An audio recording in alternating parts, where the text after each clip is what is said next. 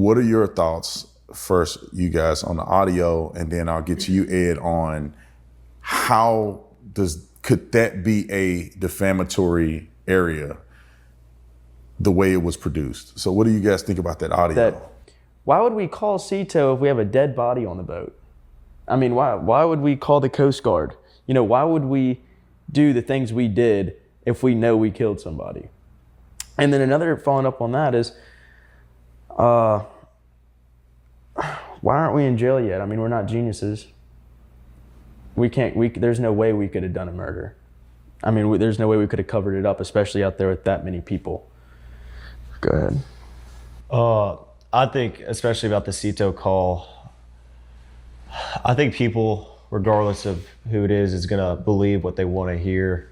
I think half these people, or not half these people, but some of these people you can't convince, regardless. They're going to believe what they want to believe. If they want to believe that my friends and I had something to do with Nolan dying, then they're going to believe that regardless of what you put out.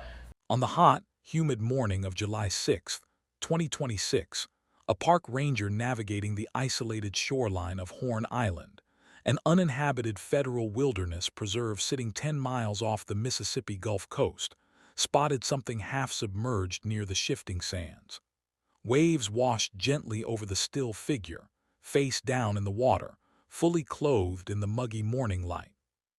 When authorities pulled the body onto dry land, the immediate realization sent shockwaves far beyond the quiet coastal city of Ocean Springs.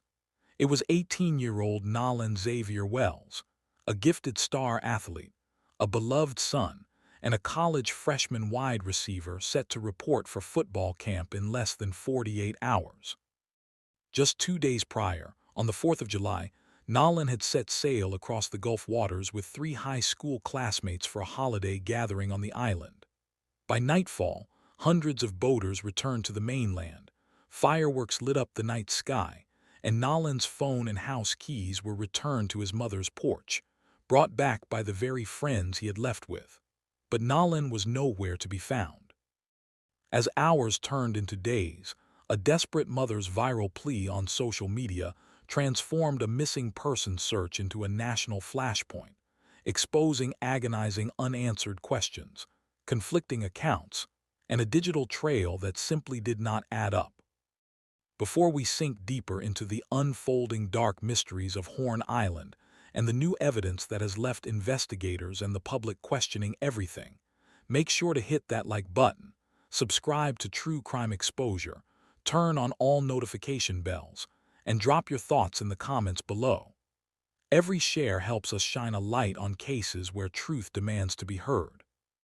What began as a sunny holiday outing quickly unraveled into one of the most agonizing, high-stakes investigations on the Gulf Coast. Nolan Wells was a bright young man raised in Ocean Springs, Mississippi, by his mother, Christine Wonsley, and his father, Elmore. Known for his charismatic smile, infectious energy, and relentless work ethic on the football field, Nolan had just graduated high school with high honors and earned a roster spot at Southwest Mississippi Community College. He was on the threshold of a promising future, deeply devoted to his family, and looking forward to making his community proud. On the evening of July 3rd, Nolan excitedly informed his parents that he was planning a holiday trip to Horn Island the next morning with a group of friends. Horn Island is a remote, beautiful stretch of land known for its untouched natural landscape and dangerous, deceptive rip currents. On major holidays, it becomes a popular gathering spot where local boaters anchor offshore to swim, socialize, and celebrate. For Nolan, it was meant to be one final celebration with familiar faces before embarking on his college career. On the morning of July 4th, Nolan joined his friends and boarded a boat heading across the Gulf. By early afternoon, roughly 300 young adults had assembled on the beaches of Horn Island. Social media photos and short video clips captured images of the bright sun, blue water, and groups of teenagers enjoying the holiday. Among those images was a final known video timestamped around mid-afternoon, showing Nolan standing on a boat among peers, calm and unbothered, enjoying the summer air. It would be the last verified sighting of Nolan alive. As evening approached and boats began trekking back across the water toward Ocean Springs, Nolan failed to return home. His mother, Christine, began calling his phone, but there was no response. Alarm grew rapidly when Nolan's personal belongings, including his smartphone and keys, were brought back by the friends who had accompanied him to the island. Yet Nolan himself was absent. When questioned, conflicting stories began to emerge almost immediately. Some claimed Nolan had chosen to stay behind on the island with another acquaintance, while others insisted he had planned to hitch a ride back on a different boat. By the early morning hours of July 5th, Christine once contacted local law enforcement, refusing to sit idle while her son remained unaccounted for on an uninhabited barrier island. The Jackson County Sheriff's Department, along with the Mississippi Department of Marine Resources, launched an emergency search operation. For over 24 grueling hours, search teams swept the shorelines and surrounding waters. While back on the mainland, Christine took to social media, pleading for anyone with information to step forward. Her post instantly went viral, drawing national attention to the small Mississippi town and igniting widespread speculation about what truly happened during those final hours on Horn Island. When Nolan's body was finally discovered on the morning of July 6th, the tragedy took a profound and haunting turn. Local officials initially reported no immediate obvious signs of severe physical trauma, suggesting drowning in the treacherous currents as a primary possibility. But key physical details raised instant doubts for the family and outside investigators. Nolan was found fully clothed, including his shoes, in an area where swim attire would be expected. Furthermore, the discovery that his personal items had been brought back to his house without him raised immediate questions about how and when he had been separated from his group. As the local coroner awaited toxicological analysis, the Wells family retained renowned civil rights attorney Ben Crump and commissioned an independent autopsy. When those findings returned, the official cause of death was listed as undetermined, deepening the mystery rather than solving it. Digital evidence, social media footage, and newly surfaced eyewitness statements soon presented sharp contradictions to early timelines, prompting federal agencies to monitor the situation as public outcry intensified. What really happened on that island after the cameras stopped recording? Why did Nolan's belongings return to the mainland while he was left behind? And what critical new details are making time run out for those who were with him that day? To truly understand the weight of what vanished on Horn Island, one has to look back at the life Nolan Wells was building in Ocean Springs. Born in August 2007, Nolan grew up grounded in family, faith, and an unrelenting passion for sports. Raised by his mother, Christine, and his father, Elmore, he was the middle anchor in a close-knit household of 6 children.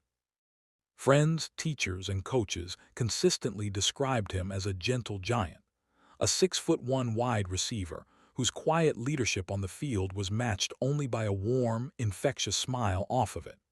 Having just graduated high school with academic honors, Nolan had achieved a lifelong dream by securing an athletic spot at Southwest Mississippi Community College.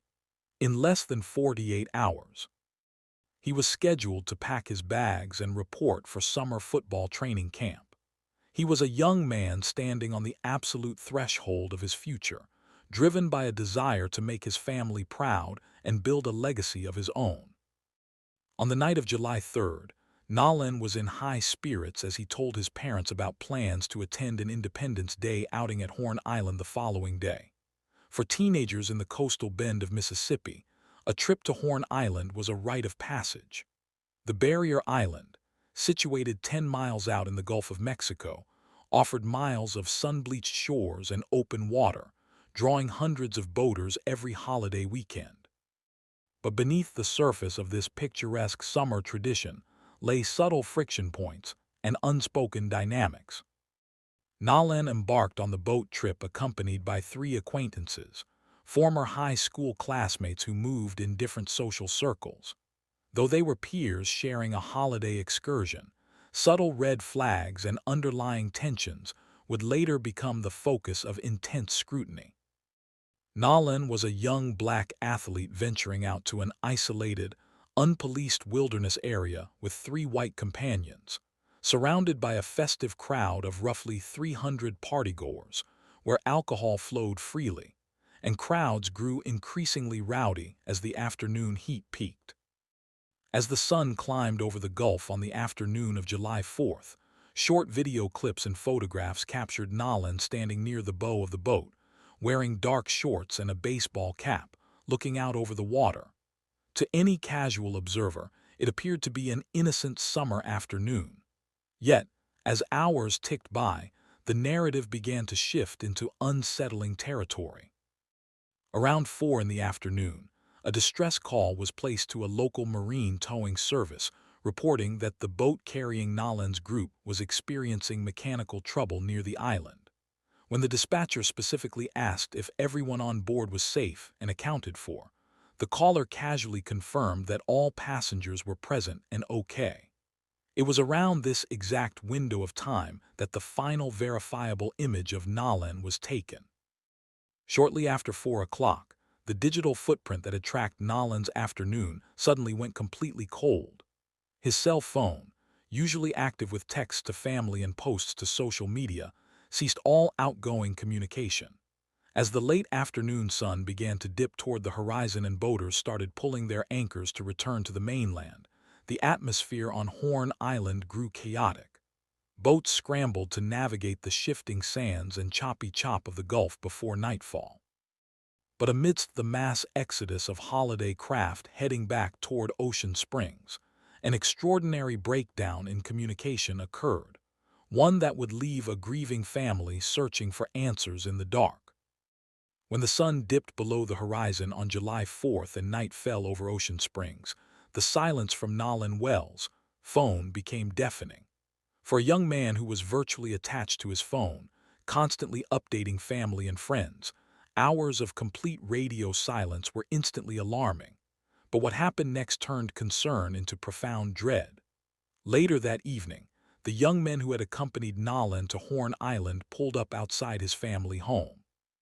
They did not knock on the door to speak with his mother face to face. Instead, Nolan's smartphone and house keys were left on the front porch, returned without Nolan. When Christine Onsley discovered her son's phone, panic set in. In the digital age, a teenager's phone is their tether to the world. For Nolan to voluntarily abandon his primary line of communication on an uninhabited, unlit island 10 miles out in the Gulf of Mexico made no sense to anyone who knew him. When pressed by family members and investigators for answers, the friends offered stories that immediately raised critical red flags. They claimed that Nolan had elected to stay behind on Horn Island, allegedly intending to hitch a ride back to the mainland with another group of acquaintances on a different boat. 20 plus people spread between our 3 boats. It's not like we didn't ask Nolan or we just left Nolan. Nolan decided to stay on the island with the girl that he was with, and the girl is a witness to that too. Yeah. Yet as investigators began interviewing others who were present on the beach that day, that account began to fracture under scrutiny. A young woman who had been spending time with Nolan during the gathering offered a narrative that directly contradicted the boy's statements. According to her testimony, Nolan had not remained isolated on the shore. She observed him walking back toward the boat with his friends as the party began to wind down and boats prepared to depart. That sharp discrepancy immediately transformed simple confusion into a maze of conflicting timelines. Further complicating the narrative were reports of rising tension on the island as the afternoon wore on. Among the 300 partygoers consuming alcohol under the sweltering summer heat, witnesses recalled instances of verbal confrontations and rowdy behavior breaking out along the beach. While initial rumors pointed toward heated arguments, statements from those on the scene described a climate where tempers flared easily amidst heavy drinking. As investigators combed through social media posts, private text exchanges, and cell tower pings, the disparity between what was reported by Nolan's companions and what was witnessed by others on the beach grew wider. With every passing hour, the window of time surrounding Nolan's last moments on the island became the central battleground of the investigation, leaving a grieving family convinced that the full truth of what transpired on that lonely stretch of sand had yet to be told. On the morning of July 6, 2026, the quiet routine of a federal park ranger sweeping the western shores of Horn Island was shattered. Half submerged in the shallow surf along an isolated stretch of sand, the ranger spotted the body of 18-year-old Nolan Wells. When search teams and investigators reached the scene, the physical state of the scene immediately deepened the mystery. Nolan was found lying face down in the water, fully clothed, wearing his everyday shirt, shorts, and shoes, in a stark departure from typical beachwear. The location was near a treacherous area known for unpredictable rip currents, but the fact that he was fully clothed and had been missing since July 4th raised immediate, troubling questions for his family and seasoned investigators alike. As law enforcement initiated a death investigation, key details surrounding the timeline began to surface through newly uncovered distress calls and digital records. Audio obtained from a Sea Tow dispatch call placed at approximately 4:00 p.m. on July 4th revealed that the boat carrying Nolan and his 3 companions had reported taking on water and experiencing mechanical failure near the island. During the conversation with dispatchers, the caller claimed there were roughly 7 people on board and affirmed that everyone was safe and accounted for.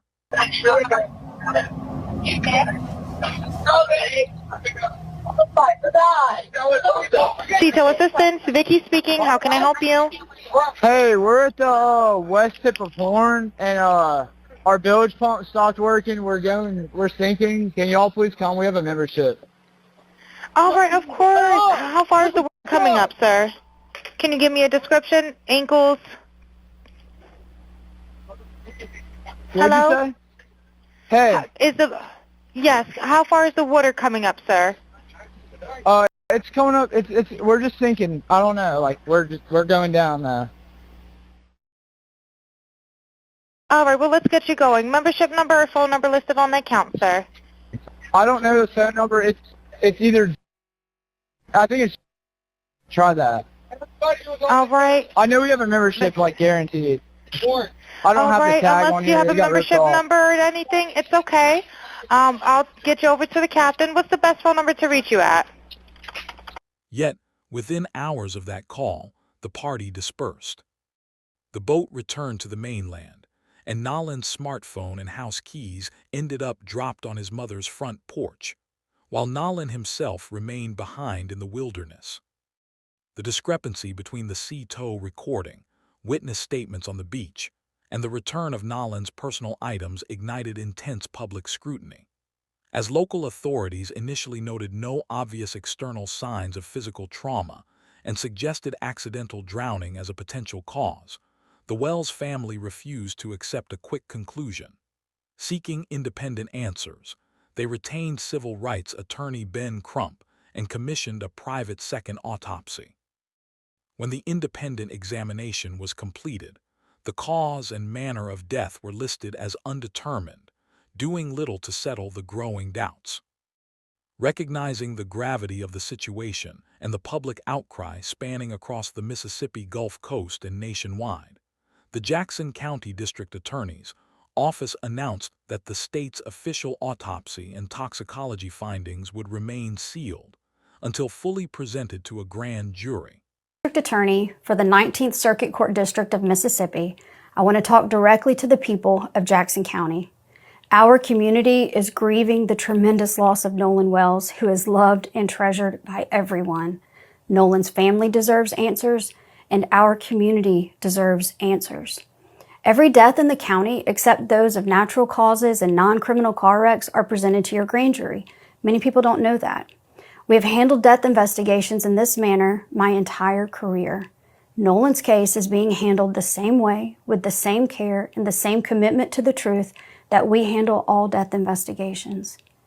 I understand the public's urgency to know what happened to Nolan, but we are not taking time for time's sake. We are taking the time required to complete the work this investigation demands. Since Nolan was reported missing, local, state, and federal law enforcement agencies have worked around the clock investigating what happened to him. Every piece of evidence must be examined. Every credible lead must be followed to its conclusion. Every witness interview must be analyzed in context of all other evidence. The pressure for answers does not change what the work requires. With 3 individuals later arrested in connection with alleged online threats and intimidation linked to the case, and public interest mounting by the day, the pressure on investigators to reconstruct Nolan's final hours reached an all-time high. Every ping, every dispatch record, and every piece of forensic evidence now sits under a microscope, as time ticks away for those who were on that boat to provide a complete, unwavering account of what truly happened on Horn Island. In the aftermath of the discovery on Horn Island, the investigation into Nolan Wells' final hours quickly expanded into a high-stakes legal battle, monitored by federal agencies and debated in the national spotlight.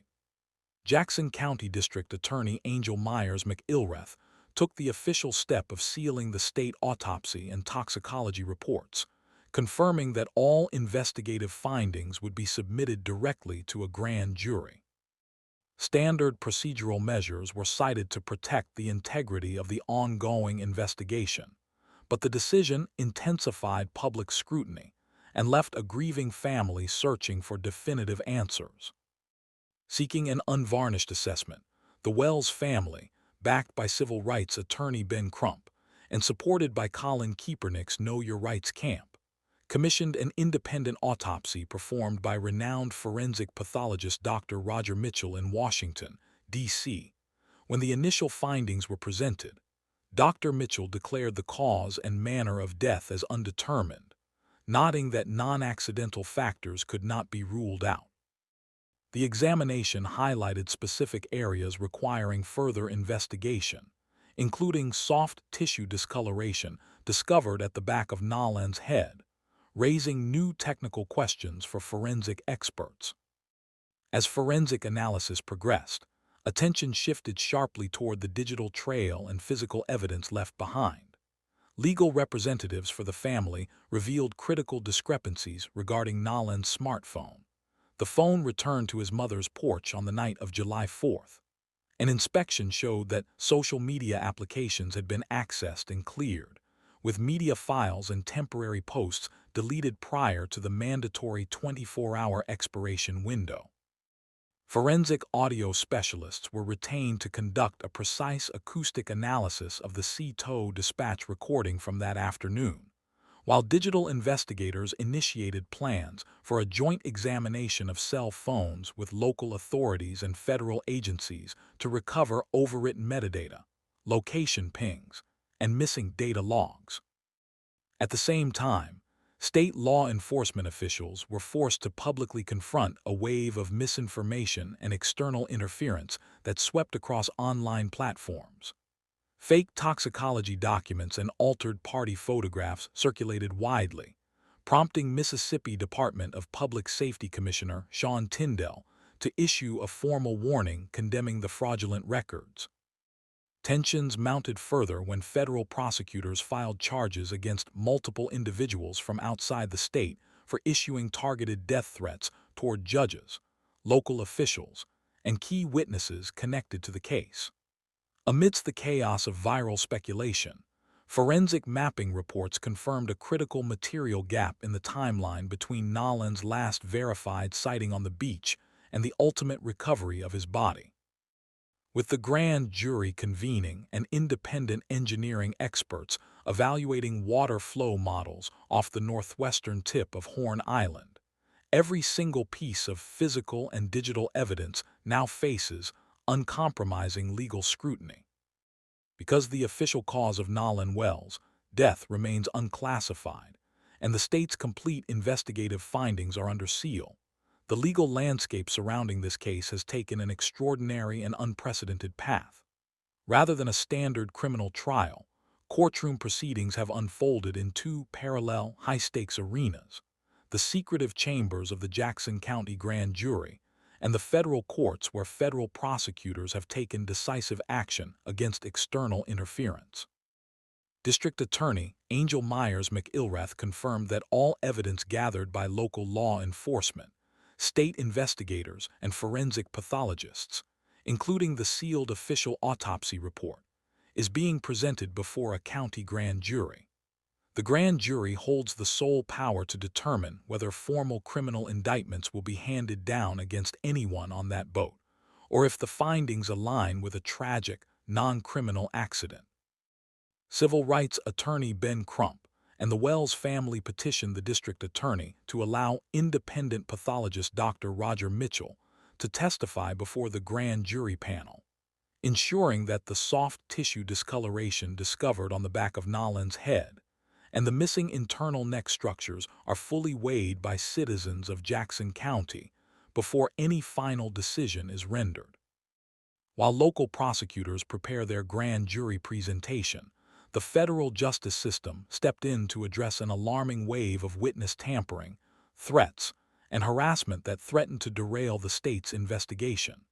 Federal grand juries returned indictments against 3 individuals: Michelle Francine Edwards, Joseph Alfredo Vasquez Dumars, and a third out-of-state suspect, charging them with interstate communication of threats and witness tampering. Court records revealed that these individuals, acting outside Mississippi, sent graphic death threats, bomb threats, and violent messages targeting local judges, government clerks, and key witnesses connected to the boat trip, including Chancery Judge Ashley Cole and her family. Federal agents from the FBI Safe Streets Task Force traced IP addresses, burner app accounts, and phone records across state lines, arresting the defendants and exposing them to federal prison sentences of up to 5 years and substantial fines. Simultaneously, the Wells family's legal team laid the procedural groundwork for civil litigation, issuing formal evidence preservation notices to all individuals who accompanied Nolan to Horn Island, as well as boat owners and relevant digital platforms. As subpoenas continue to be served and forensic experts re-examine every byte of digital metadata, the legal process moves forward under intense national scrutiny, where every courtroom filing and grand jury subpoena brings the community closer to a definitive legal reckoning. For the family of Nolan Wells and the broader Ocean Springs community, the weeks following July 6th have been defined by profound grief, persistent advocacy, and an agonizing search for closure. Across the Mississippi Gulf Coast, candlelight vigils and community rallies have drawn hundreds of supporters, former teammates and citizens wearing blue and white, Nolan's high school colors, demanding transparency, thoroughness, and equal justice in the investigation. Nolan's mother, Christine Wonsley, has stood at the center of this movement with remarkable fortitude, refusing to let her son's legacy be reduced to a footnote in a heavily disputed narrative. Yet standing up for answers has come at an unbearable personal cost. As public interest grew, Christine became the target of anonymous hostility and online harassment, culminating in unsubstantiated complaints filed against her professional nursing license in an apparent attempt to silence her advocacy. When the Mississippi Board of Nursing officially dismissed the case, civil rights attorney Ben Crump publicly condemned the attacks, emphasizing that a grieving mother should never have to defend her livelihood while mourning her child. Meanwhile, support from advocacy organizations, community leaders, and national figures has helped sustain the family's fight, keeping public attention focused on the core unresolved questions surrounding Horn Island. Nolan Xavier Wells was an 18-year-old on the absolute verge of his future, a devoted son, a trusted brother, and an athlete whose life ended far too soon in the isolated waters of the Gulf of Mexico. As federal prosecutors pursue those who attempted to interfere with the legal process and local authorities prepare their findings for the grand jury, the ultimate truth of what occurred on July 4th on Horn Island remains one of the region's most agonizing mysteries. Until official forensic results, grand jury determinations, and digital analysis are fully unveiled, the silence of Horn Island continues to haunt those who loved Nolan. In a case where key accounts conflict, digital footprints raise sharp doubts, and a young man never made it home from a holiday celebration. The demand for clear, uncompromising justice remains stronger than ever. Was the tragic loss of Nolan Wells the result of an unforeseen, fatal accident in dangerous currents? Or did something far more sinister unfold among those who were on that island with him? If you found today's coverage informative and want to support our independent research into unsolved cases, please give this video a like, share it across your social media, hit that subscribe button, and turn on all notification bells so you never miss an upload on True Crime Exposure. Leave your thoughts and theories in the comments section below. Every voice helps keep stories like Nolan's alive until true justice is served.